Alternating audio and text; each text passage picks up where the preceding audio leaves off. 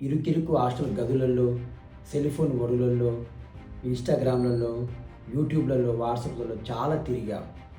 ఇక నుంచి వీటికి ఒక నెల రోజుల పాటు దూరంగా ఉందాం. నెల రోజులు నువ్వు అనుకునే జీవితాన్ని మార్చుకోవాలనుకుంటే ఈ సెల్ ఫోన్‌కి దూరంగా ఉండండి. 23 రోజులు సెల్ ఫోన్‌కి దూరంగా ఉండి పుస్తకాన్ని చేత పట్టుకుంటే నువ్వు అనుకున్నది సాధిస్తావు. ఇంటర్మీడియేట్ సెకండ్ ఇయర్స్ ఎగ్జామ్స్ రాబోతున్నాయి. ఈరోజే ప్రాక్టికల్స్ ఎగ్జామ్స్ మొదలైనాయి. 23 రోజుల తర్వాత ఇంటర్మీడియేట్ ఫస్ట్ ఇయర్స్‌కి, సెకండ్ ఇయర్స్‌కి ఎగ్జామ్స్ షురూ కాబోతున్నాయి. కాబట్టి జాగ్రత్తగా ఉదయం లేచి సాయంకాలం వరకి ప్రతి పూట, ప్రతి క్షణం ఏదో ఒకటి చదువుతూనే ఉండు. అయిపోయిన సిలబస్‌ని ఎలా చదవాలో, ఎలా నేర్చుకోవాలో మీ లెక్చరర్స్‌తో మాట్లాడండి. ఏ క్షణం మీకు ఏ డౌట్ వచ్చినా కూడా ఇవాళ ప్రతి లెక్చరర్ మీకు అందుబాటులో ఉన్నారు. కాబట్టి ఎక్కడ కూడా వెంటనే ఆలస్యం చేయకుండా చదువుకోండి. ఉదయం నిద్ర లేచినప్పటి నుంచి ఎంతో కొంత రివిజన్ చేసుకుంటూ ముందుకెళ్తేనే మనం చదువుకొని పాస్ అవుతాం. ఇంటర్మీడియట్ విద్యార్థులారా, మీ భవిష్యత్తులో ఇది రెండవ మెట్టు. మీరు గనక ఈ రెండవ మెట్టైన ఇంటర్మీడియట్ విద్యను సక్రమంగా నేర్చుకుంటేనే మీకు గ్రాడ్యుయేషన్ వస్తుంది. గ్రాడ్యుయేషన్‌లో మీకు మంచి కాలేజీలో సీట్ రావాలంటే ఈ మార్క్స్ మీకు అక్కడ ఉపయోగపడతాయి. కాబట్టి మీ లెక్చరర్స్ మీకు చెప్పినటువంటి చిన్న చిన్న టెక్నిక్స్‌ను, ఆ చిన్న చిన్న అంశాన్ని మీరు నోట్స్ చేసుకుంటారు. ఆ నోట్స్ చేసుకున్న ప్రతి అంశాన్ని కూడా మీరు రివిజన్ చేసుకోండి. రివిజన్ చేసుకోండి, ప్రాక్టీస్ చేసుకోండి. ఎంత ఎక్కువ డిస్కషన్ చేసుకుంటే అంత బాగా గుర్తుంటుంది. తల్లిదండ్రులారా, మీరు కూడా ఒక నెల రోజుల పాటు మీ పిల్లలకి ఇంట్లో ఎలాంటి పనులు చెప్పకండి. ఇది మీ సమయం. 8 నెలలు, 7 నెలలు కాలేజీలో చాలా సంతోషంగా ఆడారు, పాడారు, దూకారు, ఎగిరారు. ఇది మీ సమయం. అంటే కేవలం 23 రోజుల పాటు మీకు చాలా కష్టపడితే మీ జీవితం బాగుంటుంది. ప్రతి ఒక్కరు కూడా మీ అమ్మానాన్నల కృషిని గుర్తించి వాళ్ళ కోసం కష్టపడండి. ఎన్నో వేలు కట్టించి మనం లక్షలు పోసి ప్రైవేటు కాలేజ్‌కెళ్ళి, కార్పొరేట్ కాలేజ్‌కెళ్ళి విద్య చదువుకుంటున్నాం. విద్యను పొందుతున్నాం. మరి ఆ పొందిన విద్యను నీకు ఎంతవరకు అబ్బింది అని తెలుసుకునేందుకే పరీక్ష ఉంది. కాబట్టి ఈ పరీక్షల సమయం సమీపిస్తుంది. ఎవ్వరు కూడా సెల్ ఫోన్‌ని దగ్గర పెట్టుకోవద్దు. మీకేమైనా డౌట్ ఉంటే మీ వెంటనే సార్‌కి అడగండి.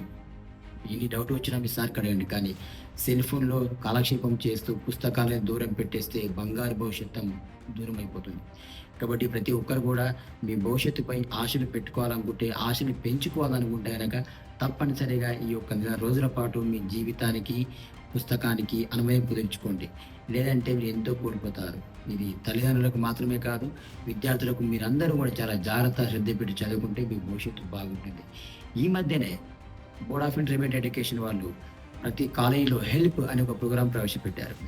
అది విద్యార్థుల యొక్క మానసిక స్థితిని నియంత్రించడానికి, విద్యార్థులు ఏ సమయంలో ఏం చేయాలి, ఒకవేళ వాళ్ళు ఒత్తిడికి గురైతే ఏం చేయాలి అనే విషయాన్ని మీ కౌన్సిలర్స్ మీకు చాలా స్పష్టంగా చెప్పే ఉంటారు.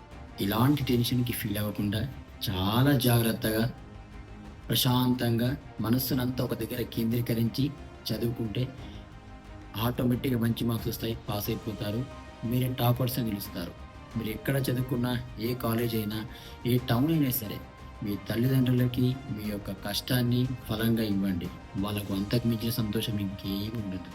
అలా మీ కౌన్సిలర్స్ చెప్పినట్టుగా మీకేమైనా టెన్షన్ అనిపిస్తే, ఒక ప్రెషర్ ఫీల్ అయిపోతే మీ సార్‌కి ఫోన్ చేయండి. సార్, నాకు ఈ రకంగా ప్రాబ్లమ్ అనిపిస్తుంది. నాకు కొంచెం ఒత్తిడిగా అనిపిస్తుంది. ఏం చేయాలి? అంటే మీరు కొంచెం సేపు మెడిటేషన్ చేయండి. ధ్యానంలో కూర్చోండి. ధ్యాన ముద్రలో ఏకాగ్రతగా కూర్చోండి. మీకు ఎలాంటి ప్రాబ్లమ్స్ ఉన్నా ఒక అరగంట సేపు, ఒక 10 నిమిషాలు ఏకాగ్రతంగా ధ్యానం పెట్టి కూర్చోండి. ఎన్ని సమస్యలు ఉన్నా పటాపంచలైపోతాయి. అంతేగాని అర్థం కావట్లేదని చిరాకుబడి చదవకుండా కూర్చుంటే మాత్రం నష్టపోయేది మనమే. గుర్తుపెట్టుకోండి, బంగారు భవిష్యత్తుకు బాటలు వేసుకోవడానికి మీకు ఇది రెండవ దశ. ఎంత బాగా కష్టపడితే అంత పై స్థాయికి ఎదుగుతారు. సమాజంలో, మీ ఇంట్లో, మీ ఊరిలో గుర్తింపు రావాలంటే మీరు ఇవాళ చీకటి రాత్రులు గడపక తప్పదు. కాబట్టి విద్యార్థులారా, ఎంత కష్టమైనా సరే, ఇవాళ కాకపోతే రేపు, రేపు కాకపోతే ఎల్లుండి, ఎంత కష్టమైనా సరే కానీ ప్రతిరోజు కష్టపడుతూనే ఉండాలి. ఇవాళ ఓపిక లేదని చెప్పేసి నిద్రపోతే రేపు నీకు ఫలితం శూన్యం. ఇవాళ నాకు నిద్ర వస్తుంది, చలికాలం వేస్తుంది, భయమేస్తుంది, చదువంటే భయమేస్తుంది, పొద్దున లేవాలా అని నువ్వు బద్ధకమేస్తే రేపు భవిష్యత్తు శూన్యం. కనుక ఎంత కష్టమైనా సరే, పట్టపగలు, మిట్ట మధ్యాహ్నం, ఎంత కష్టమైనా సరే, ఎండలో ఉన్నా, చలిలో ఉన్నా అన్నింటికి తట్టుకొని నువ్వు నిలబడితే, కలబడితేనే గొప్ప స్థాయికి ఎదుగుతావు. స్టూడెంట్స్ గుర్తుపెట్టుకో